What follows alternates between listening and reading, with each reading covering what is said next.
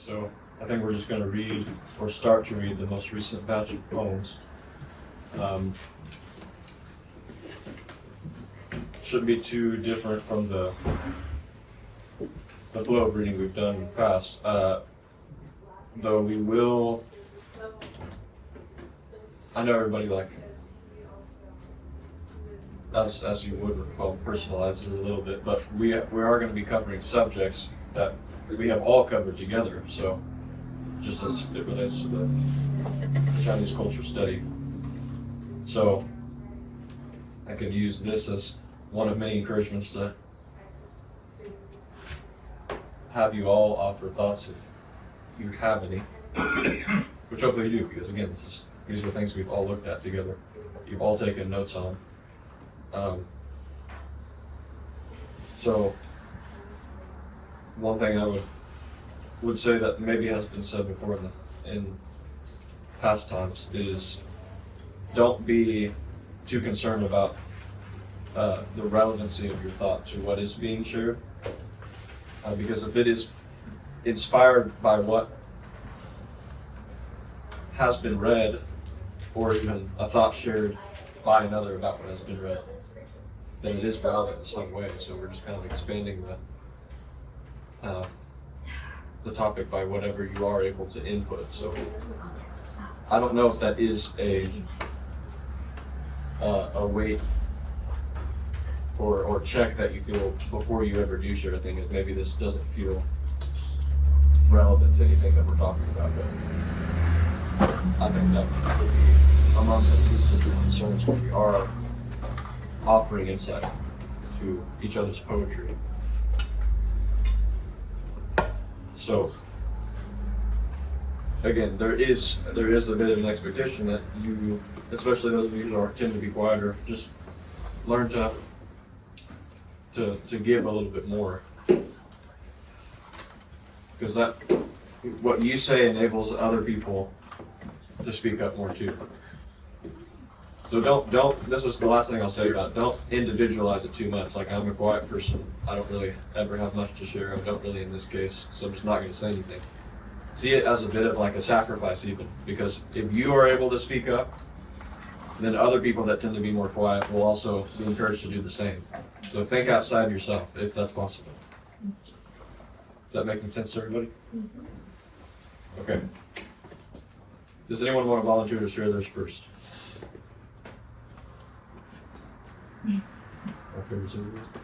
You can go. Okay. I'll go after you. Okay. Oh, that's okay. Sure. All right, that's MO1. So, Faith in the current. yes. Twist my Overwatch. So, that's my dead man.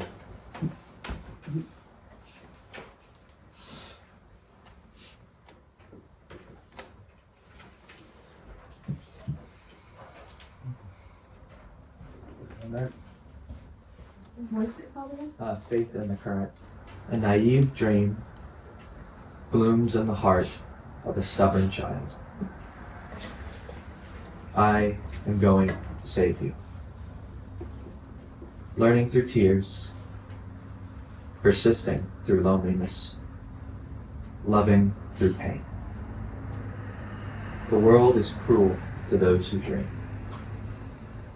Hope is fickle when faced with constancy. Reality is often the enemy of the heart. The output necessarily variegates as the burdensome dream changes hands and shape. But that childish source remains the same. Master, how do I save the world? You start within yourself. Master, how do I save one person? You have faith in the current.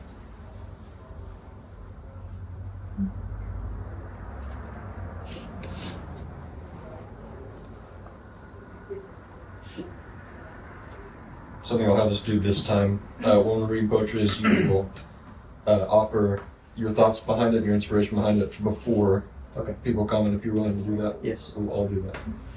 So I based this around the about 1436 through 1439, and it was a very personal interpretation of this, as I have really been analyzing some of the things that the Lord has put on my heart since I was a child, and I am starting to see how such things, I think, correlate even as to what I have been put on this earth for. I think the biggest thing that I have come to realize about myself recently is that I have felt very aimless, and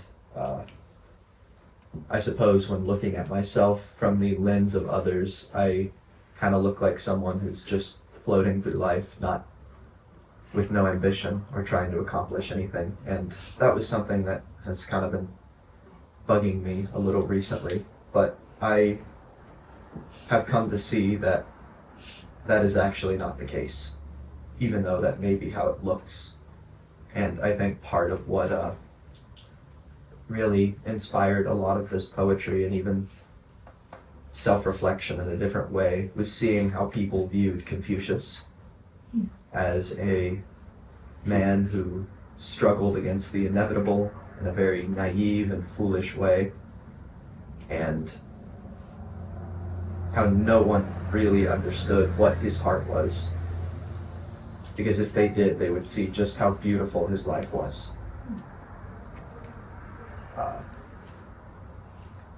This is going to sound silly, so you'll just have to bear with me, but since I was a little boy, I remember the first dream, desire, ambition I ever had was, I want to fix my mom.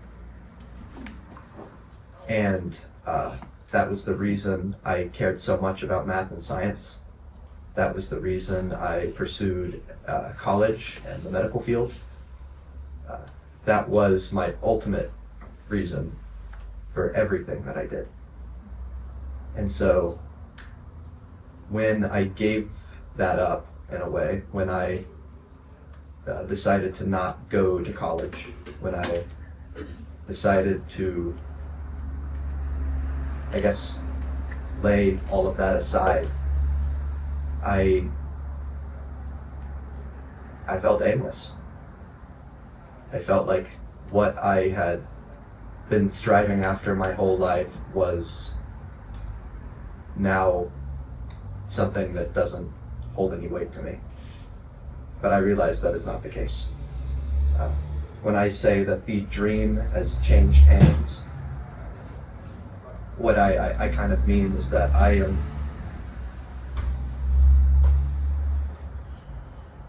think that that dream was something that the Lord put into my heart, and that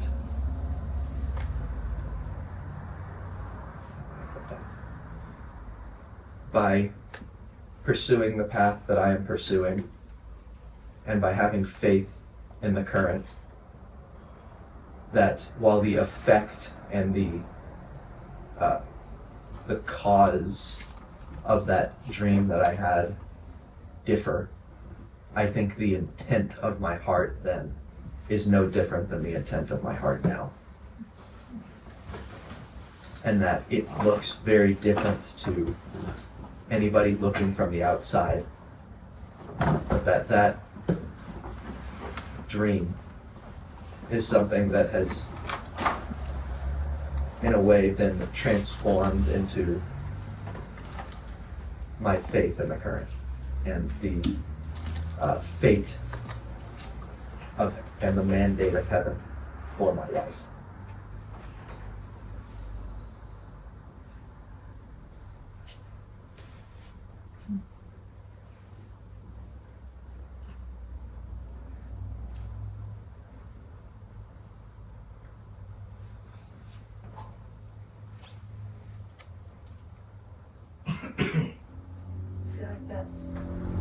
very good example of just,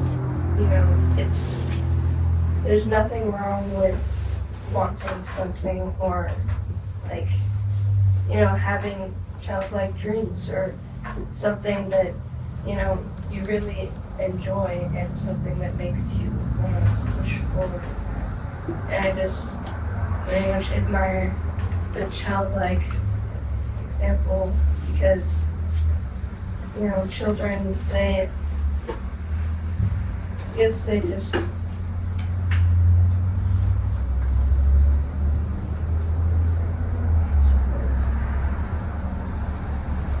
they don't care too much. They just kind of, go with their life and just kind of trust in that process.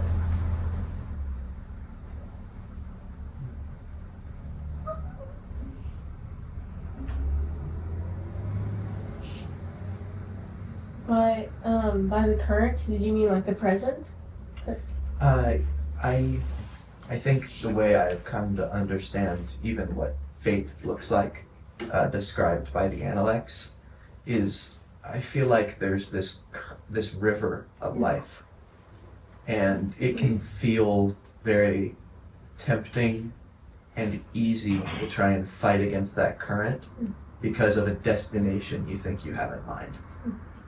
And I thought that in order to pursue my dream, that was what I had to do, because that's what you're told to do. You have to make a name for yourself. You have to fight against this world and strive to achieve the things you want to achieve.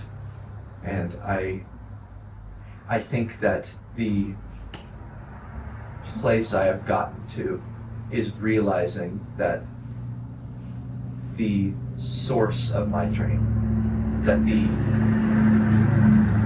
one who put that desire in my heart is actually at the end of that current.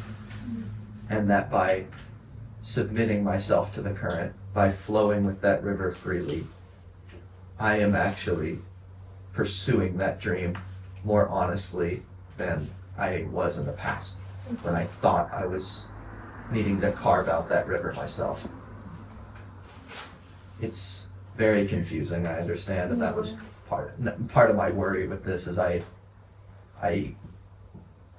am so touched by the Lord showing me this recently, and it honestly it grieves me because I feel like my words just don't do it justice. So I understand if it feels difficult to comment on. That was the first thing I was going to bring up was I was thinking it was an intentional play on of words using current, because the current, I actually thought you were using it in the present sense rather than a flow that you were alluding to, but that's I have never thought about that. It's both. That crossover, it's cool. That was actually my mom's recommendation, and I'm glad she made it, because it did, the original term I was going to use was faith in tomorrow. Oh, okay. And I feel like that doesn't quite do it as much justice as the current, as something that always is, and as something that is ever flowing forward.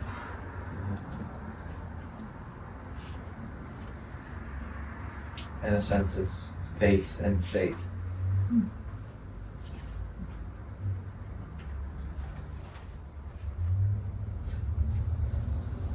I think it's really powerful, Jayden, the way that you've framed it out. Starting with the naive dream. I mean, this for anyone to ever say this, that I am going to save you, as if we have the ability to save anyone, and how it ends in ultimately even the last questions. So going from this naive place to a little bit more mature place where now you're asking the master, but even that's not really, you haven't fully walked, right? Master, how do I save the world? Master, how do I save one person? So there's like this paring down that's going on. And then coming to that place where you start wanting to be in full control, and then having the faith to actually do the thing that you can do, which is to jump into the current and be carried away, which of course, that is, to jump into that river is like, nothing feels safe about that. And that's the life of faith, right? It's you know that there's goodness in the Father or in the Master, but it's a fearful place to go. And in coming to that realization of the best thing that I can do is to be yielded or surrendered, that's the very thing. I think even in your example, I know this is true, knowing you and your relationship with your mom, but that's the very thing that is needed even in that context of your relationship. And so that brings a measure of salvation, I think, time and time again, not just to your mom, but for all of us who have observed your life. And to see this written, Jayden, to me, this is like such a good encapsulation of the last few years of your journey, where it's like, so, like when I read this, I can remember like these times, glimpses of time with you.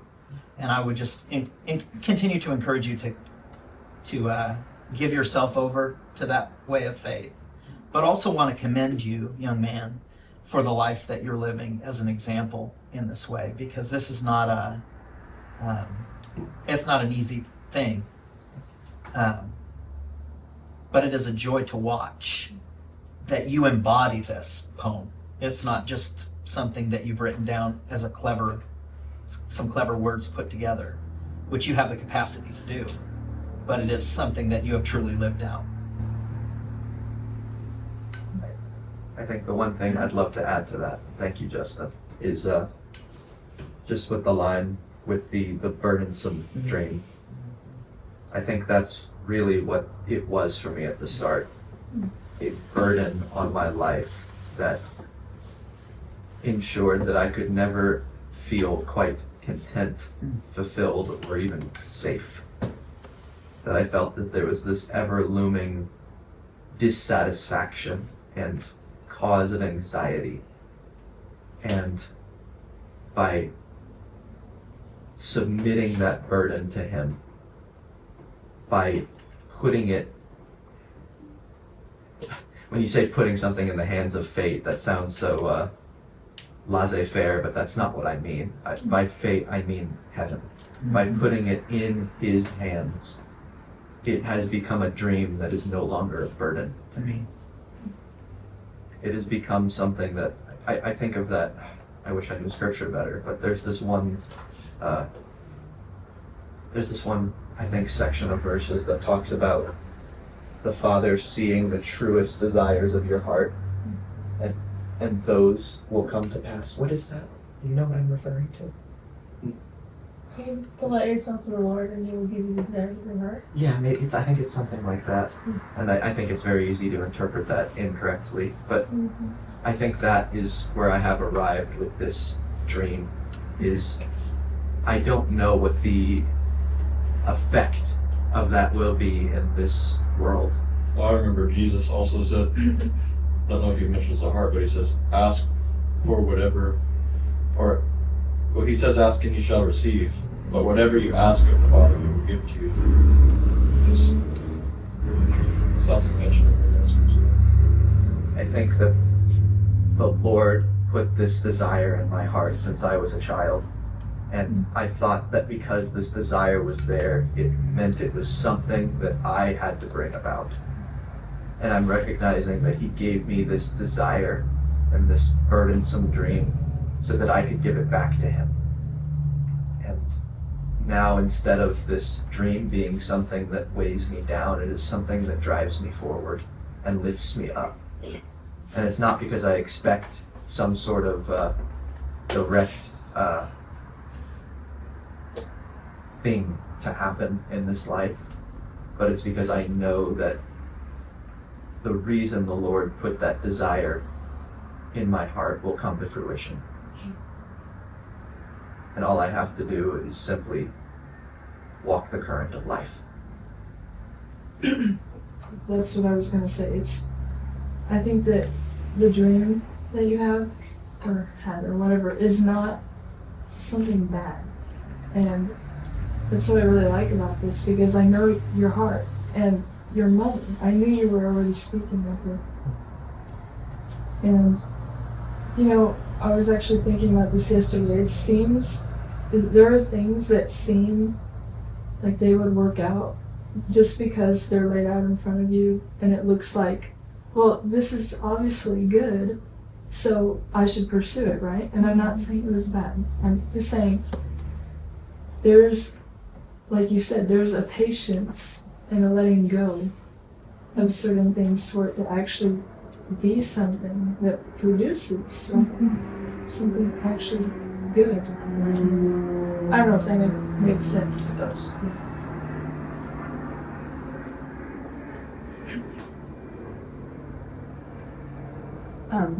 I have similar thoughts to what my dad had said, which I just really saw the journey that you kind of have taken over the past couple years, and the struggle and the toil. And it's just such a beautiful picture to see you come out on the other side and be, you're a very willing and humble person. And it's just it was such a beautiful heart to have even as a child. I don't feel like your heart necessarily, the intent of your heart ever changed. The Lord just shifted it. And I think that's what you're saying. But it is such a truly beautiful thing to see. And I feel like this poem really does show the author very well. Mm-hmm.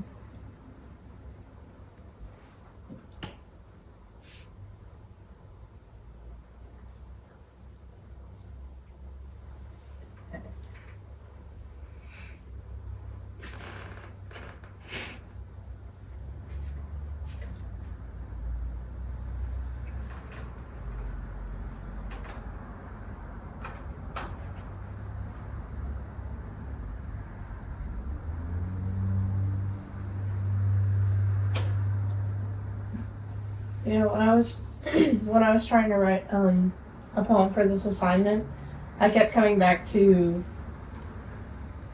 sorry, I don't know how to start my thought, but your line when you say, "Master, how do I save the world?" You start within yourself.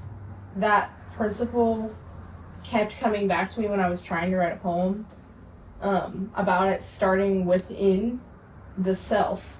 Like the source, the motivation is for others, and then you have to start within yourself. So it almost seems backwards because like I've thought about this before with like self-reflection. I'm like, that seems self-centered. It doesn't seem right.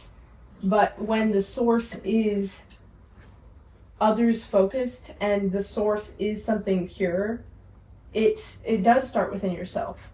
So I think this is kind of not just a letting go of like going along with the current, but like a letting go of your own conceptions of what being selfless is. Like, you don't have to worry about whether you're being self-focused or not because of the root of why you're doing everything that you are. So I just thought that was beautiful because it was a kind of a little connection of our thoughts on this too. I mean, it's just one little line in the whole poem, but I just feel like it's like an undertone of it. So that's cool. Thank you. Yeah.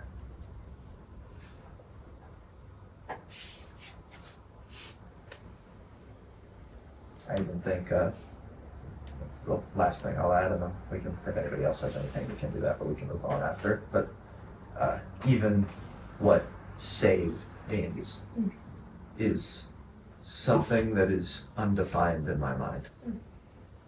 That word, I think I had a more fixed idea of what it was as a child, right? It's physical ailments, right? To save someone is to bring them out of the sufferings of this world. And now I know at the very least it's not that. And so when I say save at the end there, it is a different save than the one I'm saying at the beginning, but it is the same source, Yeah. if that makes sense. Yep. That's what I hear you saying. Mm-hmm. You said you felt like words didn't do it justice, but I think you captured it really well, actually. I can relate with that feeling of like, I feel like I can't express what I'm actually feeling with words, but poetry is pretty cool because you can somehow do that sometimes. Thank you. For anyone who wasn't there, if you listened to if you care enough to, our Analects meeting this morning, Tim went on he gave a little talk for a good duration of our meeting, and I think that was a very good summary of some additional feelings I have on the topic, just if anybody's curious. I think that there's something really substantial with what he was talking about.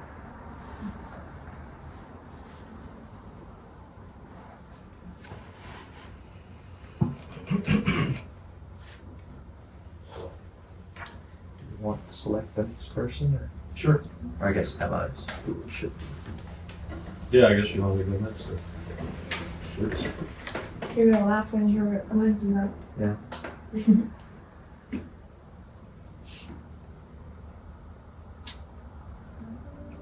Benevolence. Yes. Why did you know?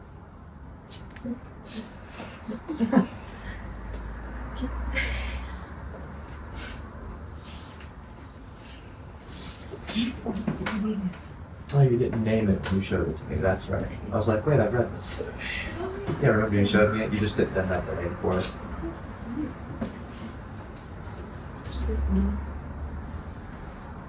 Oh, ready?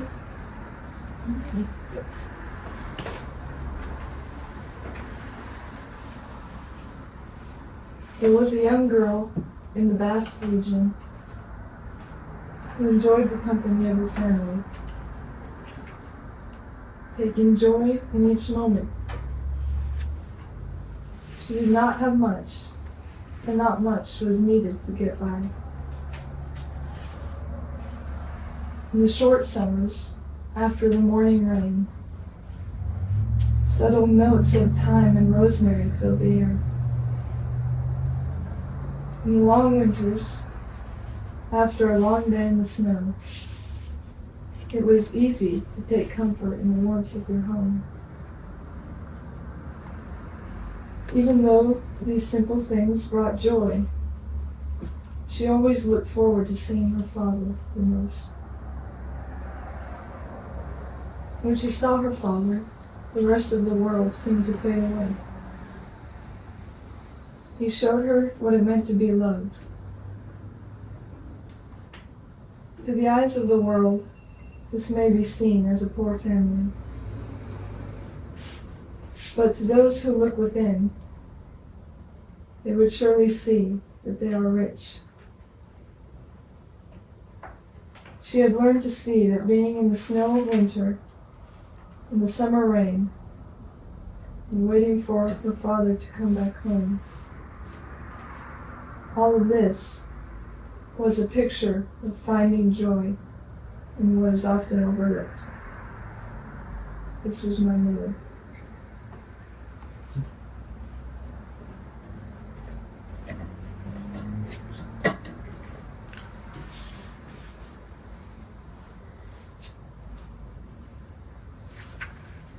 I'm assuming you took the filial piety definition of benevolence. Yeah, here when it's talking about benevolence in the glossary of terms, it says a virtue particularly important when it comes to superiors' actions toward those they are in their charge, Mm-hmm. or the behavior of parents toward their children. Mm-hmm.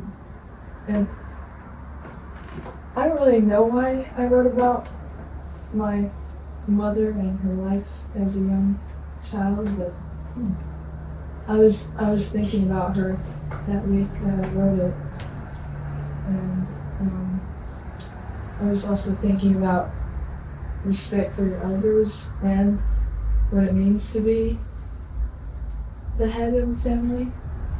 I don't really know if that relates very well, but yeah, I really appreciated the way that my grandfather was toward my mother, and he really showed me the example of a gentleman, just especially by how he treated us. And there were often times when he would be or when he would have a temper, but that didn't compare to the times that he would love us, or that he showed affection to us. I don't know, I was just thinking about that. Yeah, it is interesting that you write about your mother in this sense, and then in specific your mother's relation to her father. So there's like a dual element there of that benevolence, or it's interesting. I guess benevolence is from parent-child, but it's interesting that both of the examples here are from child to parent, because it's not only your love for your mother, but then also your mother's love for her father. Do you know what I mean? And I was also thinking about my father and his love for me also, and the father's love for all of us. So it was just kind of everything. There's several layers there that make it cool. The first thing that I thought of, just because I didn't know if there were different translations, was the Ren goodness, relational. I was going to goodness. do goodness, but I like goodness. So that's the context in which I read it, was with this goodness that comes from relationship, and like it's almost, yeah.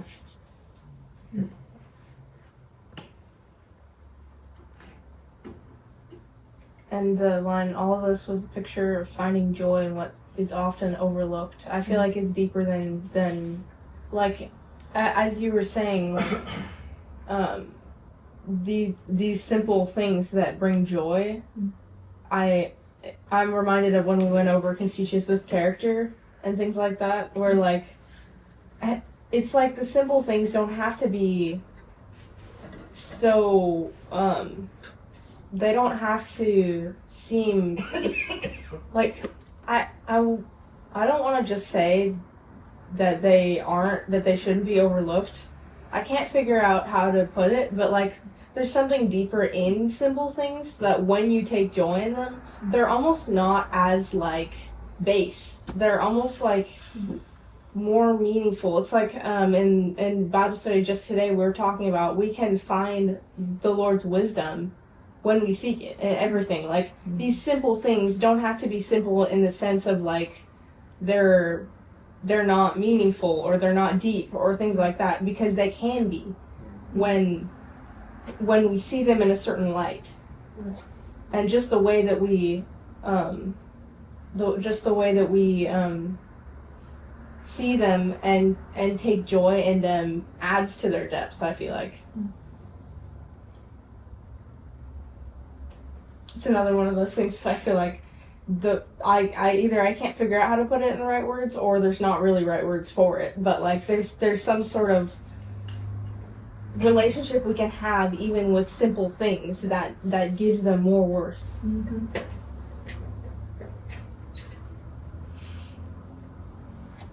I feel like that's definitely what I thought of when you read the poem.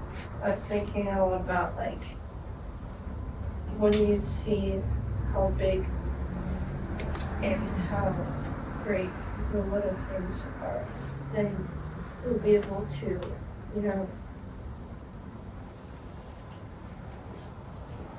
share those things that you see to connect to others in this. Looking at it simply, the simple things are what life is made out of. The simple things are what life is built on. You just think about a child, so kind of what I was describing in her poem. The child doesn't know anything else than simple things. And so to the child, there's not even a difference between like a cognitively, just to make it sound complicated rather than simple, like a cognitively assessed or deliberated difference between complex and simple. Everything for the child mind is simple.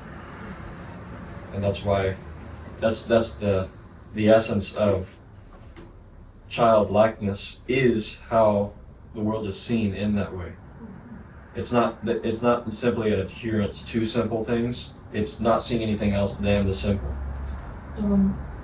I throughout the week I was asking questions to my mother secretly because I didn't want her to know I was writing about her in my phone. But something I asked her was if she had any like aspirations when she was young, and she told me like she was just content in where she was. So that's why like she didn't want to go out and do stuff. It was just she was happy where she was. Mm-hmm. Yeah, that's what I am seeing in your poem too, is it is about your mother, but everything is directed or kind of pointing towards her father as the kind of what holds the meaning in your poem. So it's definitely describing your mother's experience, but not just so that we get an idea of what her experience was like, but that we better understand the subject matter of your poem, which is benevolence. And before we had even brought up the subject of simple things, I was thinking about benevolence as first, as I guess with anything, it is first known by us, experienced by us, and introduced to us in childhood through our parents. I would like to think that really goes for any virtue or character that we witness in the very beginning and in the most impressionable time of our lives is through our parents, or through those who fill that role in some way. Because of course not everybody is able to experience having parents in the same way, depending on their life circumstances. So, in a way, benevolence as you presented in your poem here is one of those. It is one of those simple things that comes to define one's experience in childhood, and ultimately is shaping in a very impactful way their character as a person as they're raised up. And this is an interesting example to use your mom and her father, because there's a unique completion of relationship that has occurred there because of the kind of way that she did relate to her father, which was very close and I would say very fruitful. And he's also no longer with us, so there's a kind of a completion in that makes this particular relationship between her and her father unique and very good to use as an example. So obviously that benevolence, the way in which filial relationships were cultivated in your family, has been passed down from his example to his own immediate family, to your mother in particular, and then further on into your immediate family. And I would say that is going beyond your immediate family to this greater family. So it's crazy to see how one man, you probably never imagined this, but how one man and his character and his family is, in a way, it has influenced the hearts of an entire community of people that most of whom he never even got to know. That's how virtue persists. That's how it goes on. That's how it cascades from person to person, from family to family, relationship to relationship, and to generation or generation. And this is just one virtue in which we're seeing that take place, I think. But it is never beyond the realm of the simple things, the things near at hand, the things that life is made out of. The last thing I'll say about simplicity is the things get complicated when the things that simple parts compose, the systems, the ideologies we have about things, become our primary focus. So the sum of the parts is what we put all of our attention in. But when we have never, when we skip over or maybe have never even learned the fundamentals, which are the things that compose those sums of the parts themselves, then we can lose, I think, the inherent simplicity we're always meant to keep to. So you keep to the fundamentals. That doesn't mean, by keeping, it doesn't mean that you don't ever grow and being able to comprehend the greater things. But you reach that comprehension by first knowing the simple things. And always, more than acknowledging and appreciating them, but seeing the wisdom in them. Seeing God's wisdom expressed through them. Being able to enter back into this dimension of simpler matters, not overlooking them or their importance because they seem to be a mere shadow to greater things. That's how, I think that's how you really are brought to a real enlightenment about the world around you. That's how you keep the childlike mind that is encouraged in so many places.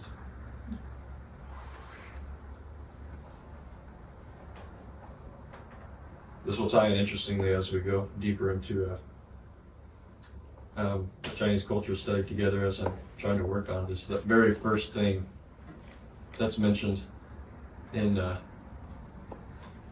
those list of 8 steps in the Great Learning. Do you recall, it says something like the investigation of things, which in other places I've found is translated learn to align, alignment of affairs is how it's put. But that has to do with recognizing what you're doing and how you're doing it and who you're doing it with. Like you don't start with the great spiritual themes. You know what I'm saying? You realize the near at hand things first, and you see what is and is not. Because when those things are overlooked, then you wonder why you're never getting to the higher place that you desire your soul and spirit to reach. It's because you are ignoring this little tiny stumbling block, this little simple thing that you're over and over tripping against because you're not even acknowledging that it's there. And those are the simple daily things of life. Anyways, that's a better topic for another time. Hopefully we have more people that have thoughts. Right?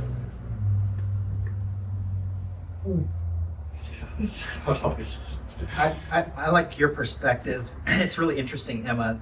The third line, you say, she did not have much, for not much was needed to get by. But then you tell us how much she had. So she actually did have much. She had it all. The part that I really love, the stanza that I love, is to the eyes of the world, this may have maybe seen as a poor family, but those who look within, they would surely see that they are rich. These lines actually force the reader to reflect upon their own heart and perceptions. Mm-hmm. You know, when you talk about the eyes of the world, that's really expansive. Like that's a lot of people. But to those, like I hear that as an invitation. Like, do you want to be one of those? And here, if you want to be one of those people, not the world, not all of these people that look on these things like the subtle notes of thyme and rosemary. Like to a lot of people, that doesn't mean anything. But you've invited them into what does that look like? I mean, what could be your notes of thyme or rosemary? What are the things that filled the air for you in your childhood? What were the things that happened in your short summers or your long winters? But again, then those who look within, that brings the focus down to a really narrow place.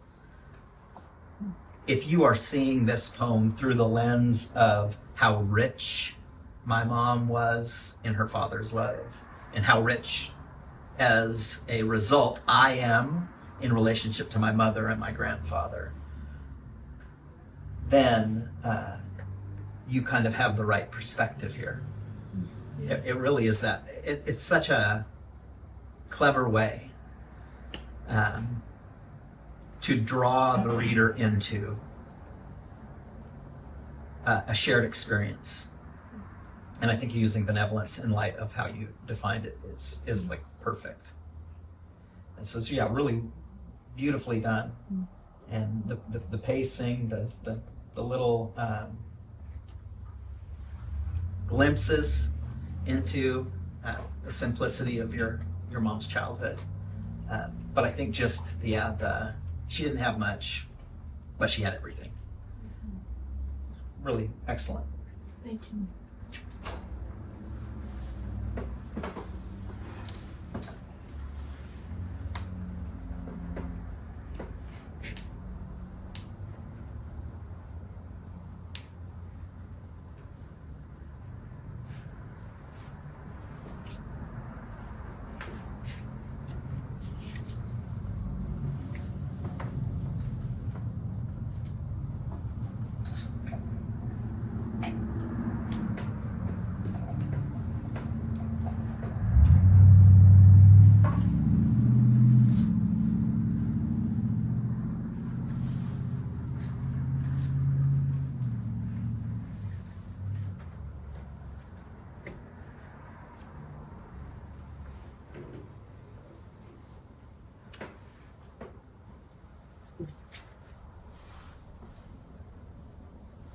There was something Noah read once from the book we were going over with them, and I can't find it in the Analects, sadly, but it kind of reminded me of the sentiment of your poem. But the notes I have on that class was, Confucius was full of joy and did not take himself very seriously. Part of his joy came from following the way, and that's when you follow your heart's desire without overstepping, which is something he talks about. But then part comes from his relationships with others and the simple joys of life. And for Confucius, that was a day spent swimming with his friends, and then on the way back, reciting poetry with them.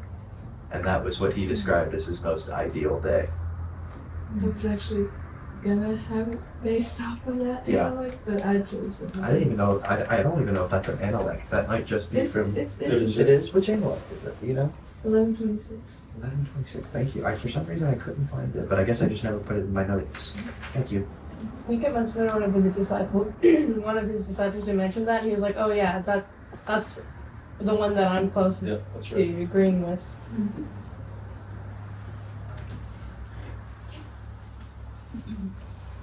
Yep, I also thought of Confucius.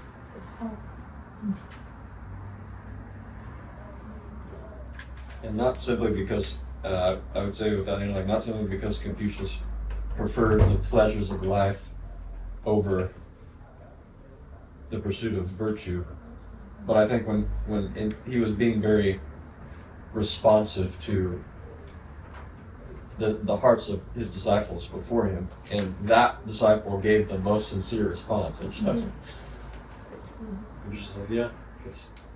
You said 1126? Yeah, it's a long one, but it's about the very end that you see Confucius. Nice. Well, we only were able to cover 2 poems today, so I guess we'll be working our way through these for a little bit. It's perfect. It's